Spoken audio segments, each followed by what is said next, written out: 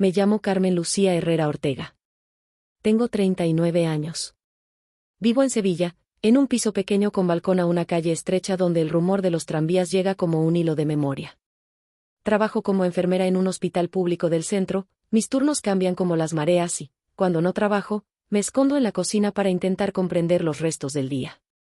Ahora mismo, estoy en una fase de mi vida que podría describirse como contenida y herida al mismo tiempo, sola, con la cicatriz abierta de una familia que decidió dejar de hablar y un cuerpo que aún recuerda demasiadas noches en vela.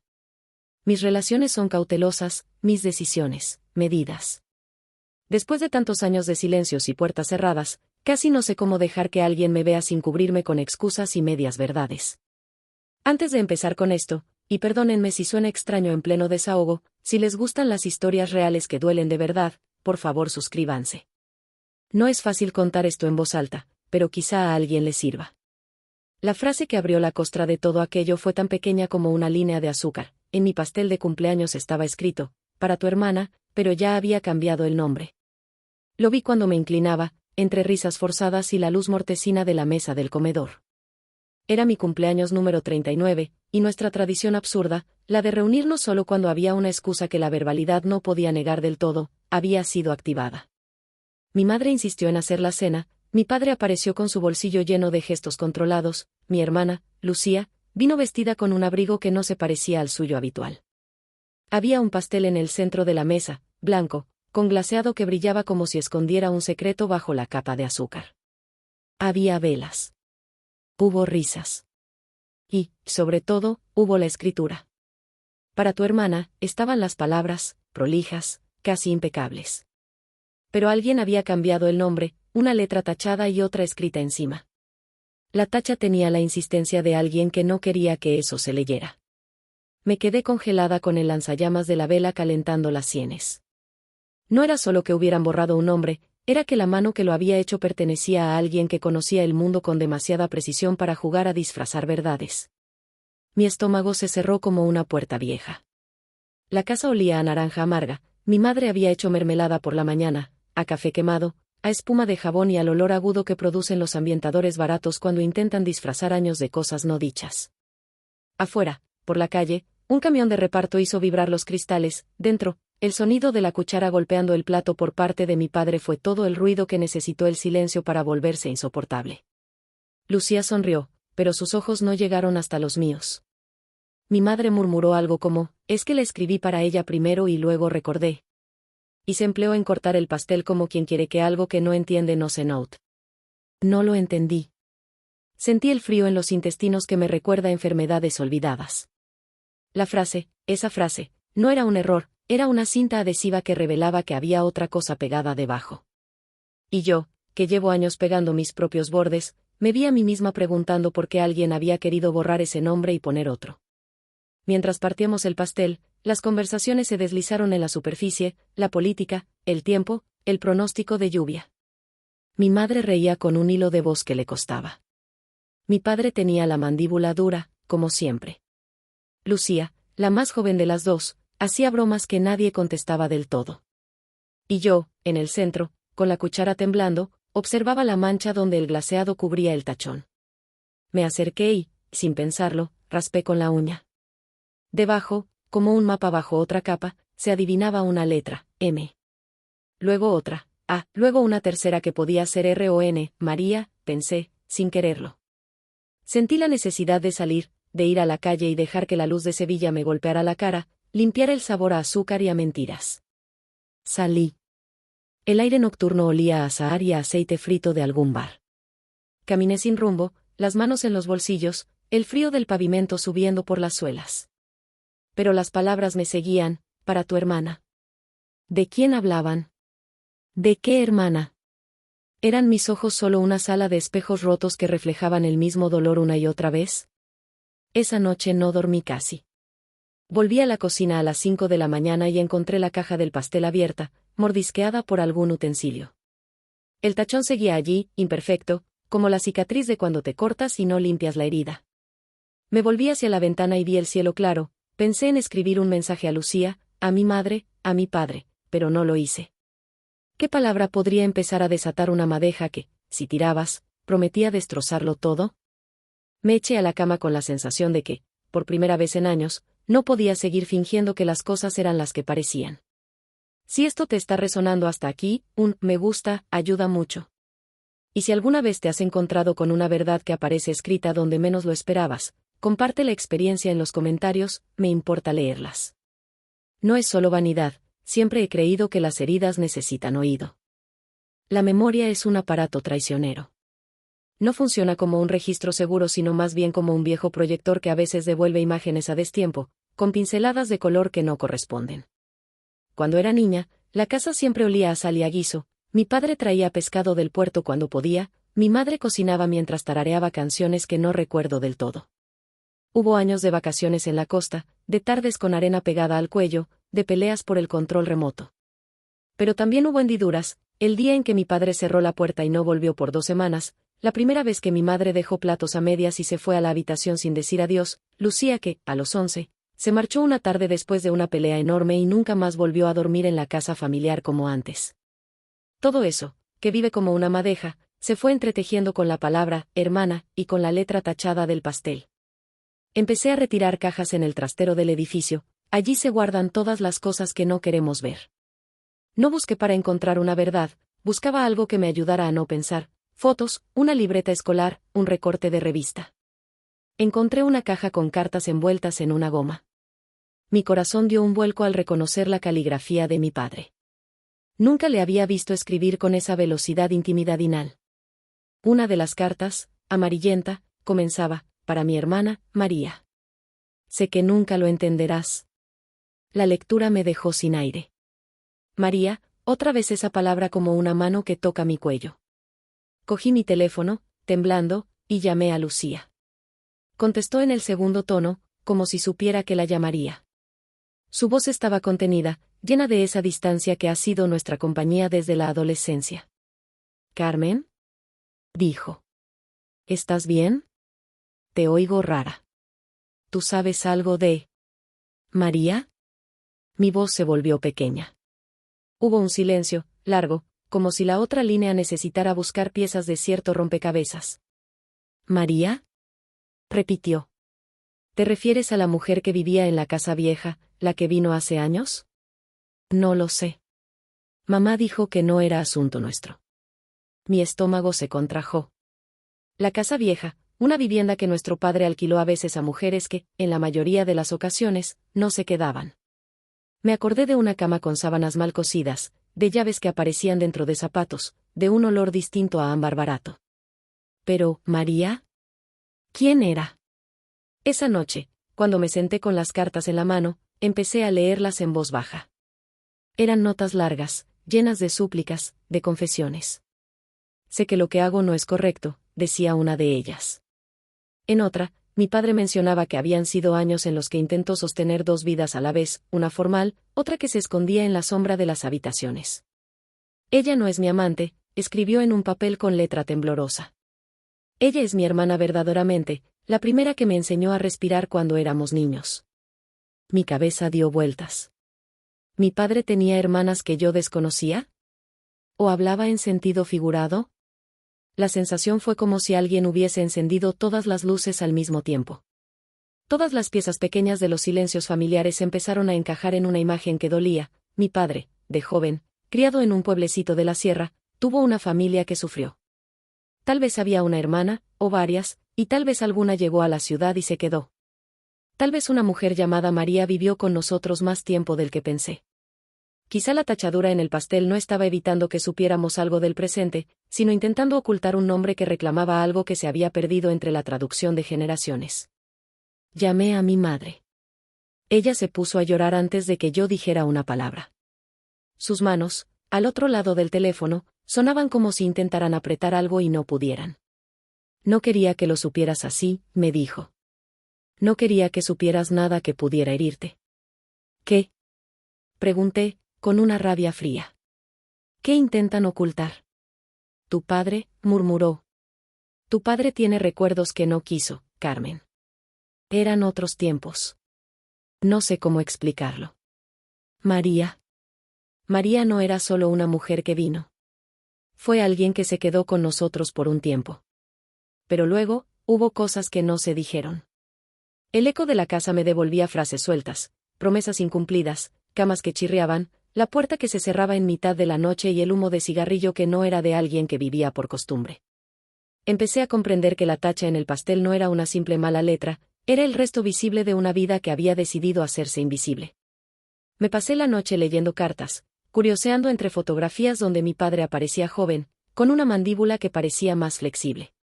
Vi una foto donde, entre sombras, se adivinaba la figura de una mujer con el pelo recogido, mirada lejana. En el reverso, la caligrafía de mi padre decía: para cuando todo sea más claro, para cuando nos perdonemos, ¿perdonarnos de qué? Me quedé con esa pregunta como un eco que no me dejaba dormir. Si algo de esto te toca, si alguna vez has sentido que una palabra velada te atraviesa, comenta abajo. Me interesa saber si te ha pasado algo así.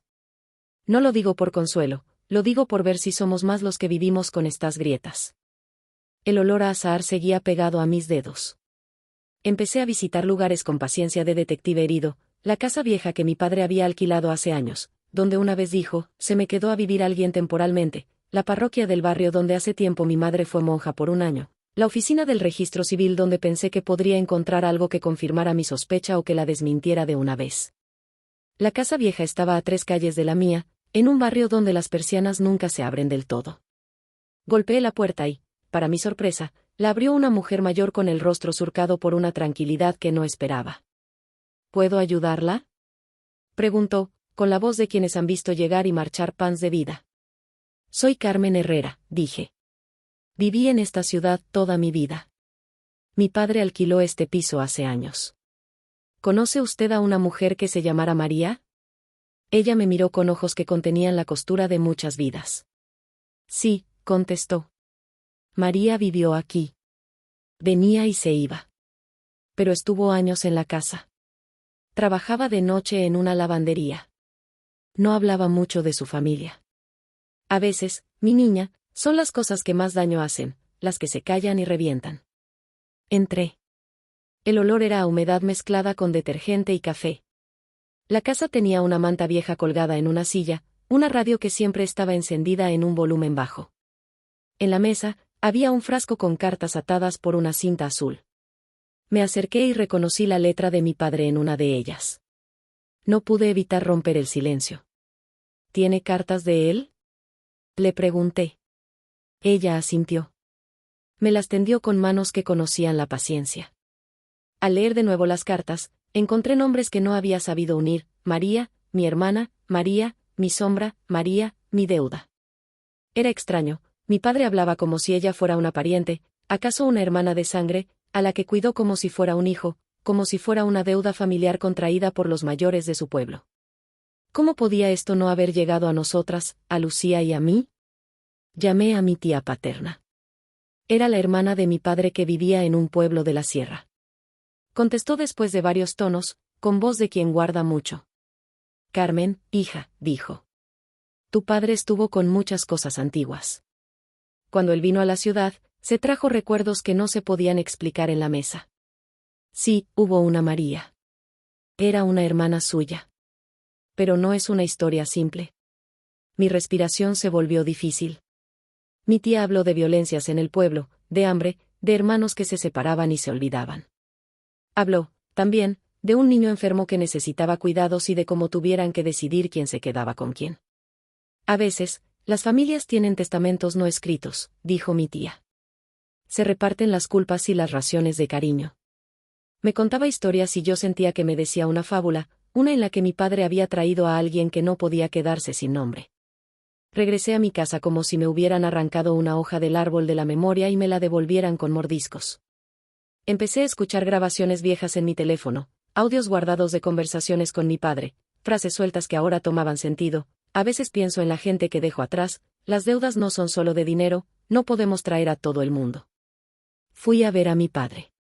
No podía esperar más. Estaba en su taller, que olía a aceite y a metal, con la radio de fondo y las manos llenas de viejas heridas. Sus ojos, cuando me vio, se movieron como si una bandada de pájaros en su pecho intentara posarse. Carmen, dijo sin sorpresa. ¿Has encontrado las cartas? ¿Por qué no nos dijo nada?, pregunté, palabra contra palabra. Se quedó callado un largo minuto. Sus dedos apretaron una herramienta con fuerza que le dejó las palmas blancas. Era complicado, murmuró finalmente. No quería que sufrieran. Tu madre no lo soportó. Pensó que saberlo las destrozaría a ustedes. Yo quise protegerlas. Pensé que el silencio era lo mejor. ¿Protegernos? Le interrumpí. ¿Protegernos de qué? ¿De que hubiera otra hermana? ¿De que hubiera una vida anterior? ¿De que su propio pasado se interpusiera en la nuestra? Su cara se transformó, la piel se despegó de una máscara. Comenzó a hablar, y mientras hablaba, yo sentí que caía una pared. Habló de un pueblo pobre, de una familia que se rompió cuando el trabajo escaseaba. Habló de una hermana que, por circunstancias, acabó en una casa de beneficencia y luego en la ciudad, que tocó a su puerta en busca de cobijo. Habló de promesas que no pudo cumplir y de decisiones que tomó con la torpeza de quien quiere arreglar una herida tapándola con una tela vieja. La llamábamos hermana por cariño, dijo. La cuidé como pude. Pero también tuve miedo de que los recuerdos nos rompieran. Pensé que si no hablábamos, las cosas seguirían como estaban. Fue un error. Las palabras me atravesaron con la precisión de alguien que cobra por causar daño. No supe si quería gritar o llorar. Durante años había vivido con la certeza de que lo que se callaba en mi casa era un muro que no debía tocar. Ahora, golpeando con la uña, ese muro se abría y dejaba salir polvo, luz y, sobre todo, preguntas. ¿Y por qué borrar el nombre del pastel? Pregunté, buscando una conexión que hiciera sentido. ¿Por qué tachar, María? Mi padre me miró como si le hubieran hecho la misma pregunta durante décadas. Tal vez fue por cobardía, dijo. Quizá por no querer ver nuestro pasado en una mesa de cumpleaños. O quizá fue una manera de decir que, aunque quise proteger, no pude. Se quedó en silencio. Me marché del taller con la sensación de que algo en mí se había desprendido. No era alivio, era la conciencia de que la vida nos modela con manos que no siempre son las nuestras. Empecé a entender que la palabra, hermana, no solo nombraba a alguien concreto, sino que cargaba con la idea de pertenencia, de deuda, de ausencia. A lo largo de las semanas siguientes, conversé con vecinos, con el cura de la iglesia, con vecinas que habían visto a mi padre llegar de joven con un bulto bajo la sombra del abrigo. Cada historia sumaba una pieza a un rompecabezas que no dejaba de doler. Lucía se mantuvo al margen al principio, mirando desde la distancia, como si temiera que tocando algo, todo aquello se viniera abajo. Pero la vida tiene una peculiaridad, las verdades, cuando salen, provocan una reacción en cadena. Y mi familia no iba a ser una excepción. Si hasta aquí te sientes dentro de esto, no te vayas, suscríbete si quieres saber cómo termina. A veces compartir hace que el peso sea menos insoportable. La noche en que decidí no callarme fue una escalera de decisiones pequeñas y precisas. Organicé una cena en mi casa, quería la intimidad de mi cocina, la cercanía de las sillas, el crujir de los platos, para que las palabras no rebotaran como pelotas en un gimnasio. Les invité a todos, mi madre, mi padre, Lucía. Les dije que era mi cumpleaños otra vez, pero esta vez la verdad se sentaría a la mesa conmigo. Cocinamos juntos hasta que el olor a pimientos asados llenó el aire. Las manos de mi madre temblaban menos cuando peló tomates, mi padre hacía una salsa con calma mecánica. Lucía, por su parte, trajo una cara que no dejaba de meditar. Pusimos el pastel sobre la mesa, lo coloqué de forma que la tachadura quedara frente a todos. Quería que nadie la evadiera. Cuando encendimos las velas, algo cambió, las luces se volvieron más claras, las sombras se deshicieron en perfiles de verdad. Con la voz que había practicado toda la tarde, dije, quiero hablar de lo que está escrito aquí.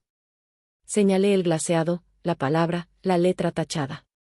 Mi madre se llevó las manos a la boca. No, dijo, casi un susurro, como si fueran balas. Tenemos que hablar, insistí. Mi padre tragó saliva y, por primera vez, dejó que su voz se quebrara. Contó la historia que había intentado protegernos de conocer. Habló de su pueblo, de aquella familia rota, de cómo había llegado con recuerdos que no supo enfrentar. Habló de María, de cómo fue una mujer que llegó a la ciudad, a veces con bolsas, a veces con un silencio que los volvía responsables. Habló de la pena en los ojos de aquella mujer, de su culpa, de cómo se había convertido en una sombra en todas las fotografías en las que aparecía. Lucía me miró con ojos grandes. ¿Por qué nunca nos dijiste nada?, preguntó, queriendo saber si la culpa era algo que tenía que cargarse ella también. Mi madre, finalmente, habló de la vergüenza, de un asunto que parecía manchar la honra del apellido y que preferían enterrar. Pensamos que así no dolería, dijo en voz baja. La conversación creció en intensidad hasta que, en un momento, mi padre dijo algo que nadie esperaba: María me pidió que cuidara de su hija cuando ya no pudiera. Un silencio pesado se posó en la mesa. Sentí la sangre irse de la cara. Su hija, dije sin saber si esa frase era un lazo o una trampa. ¿Qué hija? Mi padre me miró con ojos que parecían pequeños cristales astillados. Ella tuvo una niña antes de que yo la conociera, dijo. No sabíamos que existía hasta que fue demasiado tarde. La historia que siguió fue como una novela que se abre de repente y te deja desnudo. María, que vino con un pasado, había tenido a una niña en un pueblo vecino. Por circunstancias de necesidad, esa niña fue a vivir con una tía, luego fue colocada en subsidios. Mi padre, que prometió cuidar de ellas de alguna manera, no pudo hacerlo del todo. La geografía de la miseria y la costumbre habían separado los destinos. Yo pensé que la vida me daría tiempo, dijo, pero la vida no espera que uno arregle cuentas. Lucía se levantó de la silla con las manos crispadas. ¿Por qué el pastel? ¿Por qué borrar el nombre?, exigió. Mi padre bajó la mirada, y en sus ojos hubo una escena que había guardado: escribir un nombre y luego, con la torpeza de los cobardes, borrarlo. Porque me dio vergüenza, dijo. Porque pensé que si no hablábamos, no les haríamos daño. La sala se fracturó en confesiones y silencios. Mi madre dijo que había encontrado una foto en la que aparecía la niña, una foto con la mirada de alguien que esperara ser encontrada. La foto estaba doblada, en blanco y negro, con una fecha que no coincidía con nada. Lo que nadie quiso decir fue que, tal vez, esa niña era alguien que, sin saberlo, había intentado ser parte de nuestras vidas sin pedir permiso. Al día siguiente, con la tensión aún oliendo en el aire como una taza de café a medio beber, recibimos una llamada. Una mujer mayor del otro lado del teléfono: ¿podría hablar con Carmen?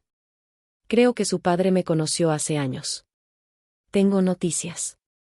Colgué con la dirección de una casa en la sierra y el nombre de un pueblo que sonaba a viento. Fuimos hasta allí al día siguiente. El pueblo era una hilera de casas con fachadas que parecían coleccionar historias. Nos recibió una mujer, la hija de una de las amigas de María. Nos llevó a una cocina donde, sobre una mesa cubierta de plástico, había una caja de madera con cartas, fotografías más añejas aún. Había una foto en la que se veía a una niña de ojos grandes, sentada en la puerta, mirando a la cámara con una mezcla de desafío y abandono. En la parte trasera, escrito a lápiz, estaba un nombre: María Elena. Mi corazón dio un vuelco. María Elena, podría ser cualquiera, pensé, podía ser una coincidencia. Pero cuando vi la fecha y comprendí que esa niña tendría ahora la edad entre 30 y 50, supe que los hilos conectaban. La mujer nos contó que había habido una niña que no quiso irse del pueblo. No tenía dinero ni padrinos, la gente decía que era una chica de mala suerte. Y que, durante un tiempo, alguien en la ciudad habló con cariño de ella. Nadie supo decir exactamente qué ocurrió, pero la historia devolvía un nombre en la lengua de todos: ¿y si la buscamos?, dijo Lucía. Así empezó la búsqueda. No éramos expertos, éramos una familia desguarnecida que arrancaba papeles, que preguntaba con la torpeza de quien no sabe. Preguntamos en hospitales, en registros, en iglesias. Fue un trabajo de paciencia y equivocaciones.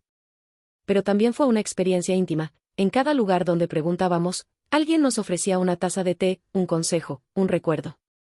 La gente, en los pueblos, tiene una forma de dar lo que no tiene: recuerdos.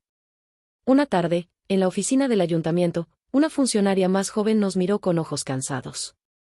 Creo que encontré algo, dijo. Hay un apellido que aparece y reaparece. Y en una hoja de 1979 aparece el nombre: Elena María, con una madre que, al parecer, vivió en la ciudad.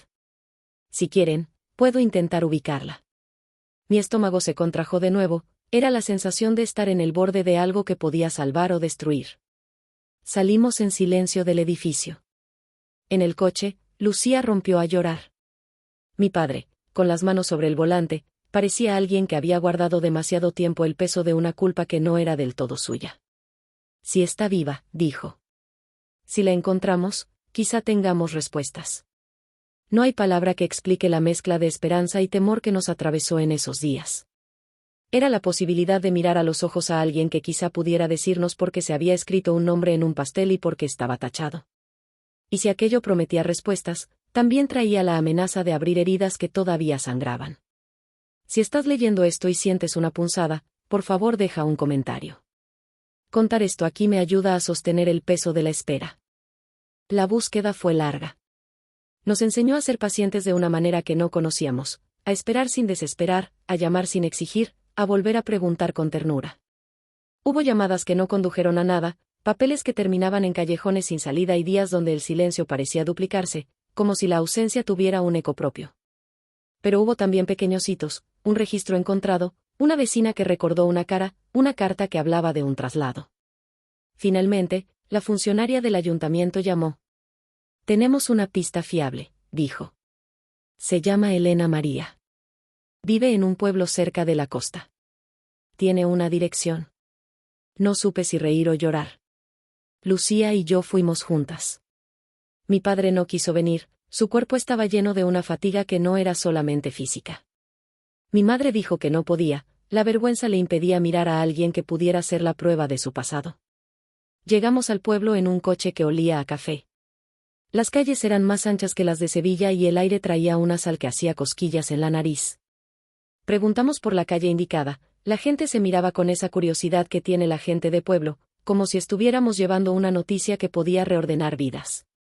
Finalmente, una puerta se abrió y una mujer salió con el pelo recogido y los ojos de quien ha hecho muchas listas con fechas. ¿Puedo ayudarles?, preguntó. Somos la familia de, empecé. De María Elena, si es posible. Ella nos miró con una expresión que mezclaba sorpresa y la leve molestia de quien ha sido sacada de su rutina. Nos dejó entrar. La casa olía a sal, a pescado, a cosas simples que, al mismo tiempo, sostienen un mundo. Hablamos en la cocina, con cafés humeantes. Ella escuchó nuestra historia con una calma que fue, al mismo tiempo, un abrazo y una distancia. Sí, dijo. Me llamo Elena. Conozco a María.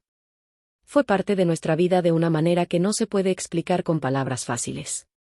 Pero no soy yo su hija biológica. No sé si es eso lo que buscan. Un silencio nos sobrevoló. Llevábamos casi un año esperando la respuesta que pensábamos que arreglaría los bordes cortados de nuestra historia, y ahora la pieza que parecía encajar nos devolvía otra forma de hueco. ¿Qué quiere decir?, pregunté, con la voz quebrada. Elena explicó que, cuando era joven, su vida se cruzó con la de muchas personas, algunas amables, otras desesperadas. Dijo que conoció a una mujer llamada María que, en su momento, les cuidó cuando fue pequeña. Ella me enseñó a leer, dijo Elena con una sonrisa sin nostalgia. Nunca me dijo que era mi madre. Ella fue una madre de otra forma. Las piezas encajaron de manera diferente, resultó que la hija que mi padre supo que existía no era Elena, o al menos no de forma biológica clara. María, a lo que supimos después, tuvo vínculos con varios pueblos, con muchachas a su cargo, con deudas que no se podían pagar con dinero. Su vida, al final, fue la suma de muchas responsabilidades que no caben en un registro civil. Pero frente a nosotros había una mujer que nos miraba con una calma que no era indiferencia sino aceptación. ¿Por qué lo buscan?, preguntó. Porque en nuestro pastel de cumpleaños había escrito, para tu hermana, dije, y por primera vez la verdad se salió de mis manos sin adornos. Había una letra tachada y una mano que cambió un nombre. Queremos entender por qué. Ella se quedó unos segundos en silencio. Ten, con una voz que era a la vez firme y compasiva, nos dijo, a veces no es que la gente quiera ocultar, sino que trata de no abrir heridas. A veces se limpia una mancha con la esperanza de que nadie note la marca. María vivió con eso. Tenía miedo de que su historia destruyera la vida de los que amaba. Sus palabras nos llenaron de una tristeza clara, la de quien entiende que las buenas intenciones, mal llevadas, son también una forma de violencia. Durante horas conversamos. Elena nos contó detalles de una mujer que ayudaba a quienes tenía a su lado, que les daba lo que podía y callaba lo que debía. Hablamos de rostros, de nombres, de cómo la memoria se convierte en tejido de la comunidad. Y al final, cuando nos despedimos, Elena me miró y dijo algo que me caló: no busquen culpables fuera de su corazón. Las historias son lugares donde la gente hace lo que puede. Ustedes son familia, lo serán por elección o por sangre, pero también por lo que decidan ahora. Regresamos a Sevilla con la sensación de que, aunque no habíamos encontrado todas las respuestas, sí habíamos cambiado la dirección de la pregunta. Ya no se trataba solo de quién era María o por qué estaba tachada su letra en un pastel. Era, más bien, sobre cómo nuestras decisiones de silencio y de protección habían moldeado nuestras vidas. Había una factura que alguien había cobrado y no habíamos sabido pagar, la de los años que guardamos sin hablar. Con el tiempo, empezamos a hablar más. No fue fácil. Hubo conversaciones que acabaron en llanto, en gritos, en salidas momentáneas de la casa. Pero hubo también mesas donde se volvía a reír y donde, por un momento, la tensión cedía espacio a algo que parecía parecido a la ternura. Mi padre, con su voz frágil, pidió perdón.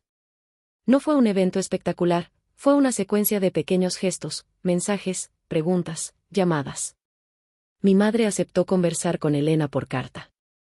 Lucía y yo comenzamos a aprender que la indignación puede convivir con la compasión. La lección que me llevo de todo esto no es una moraleja sencilla. Aprendí que las familias no son siempre líneas rectas de verdad, sino mapas con curvas. Aprendí que el silencio, aun cuando pretende proteger, a menudo hiere más que la propia verdad. Aprendí que las palabras, aunque a veces parezcan pequeñas como una frase en un pastel, tienen el poder de abrir viejas llaves. Si esta historia te ha llegado, compártela. Si te sientes identificado, cuéntalo, leeré cada comentario. Y, por favor, suscríbete si quieres escuchar más historias que traten de verdad, de heridas y de lo que significa reconstruirse. Al final, lo que el pastel tenía escrito fue menos importante que lo que nos obligó a mirar. Para tu hermana, decía, pero no solo señalaba a alguien con nombre, nos señaló a nosotros mismos, a nuestras maneras de cuidar y de ocultar. La tachadura quedó, y no por eso dejó de ser palabra, quedó como recordatorio de que algunas veces, lo que tapamos necesita ser visto para que podamos poner un nuevo nombre a nuestra historia.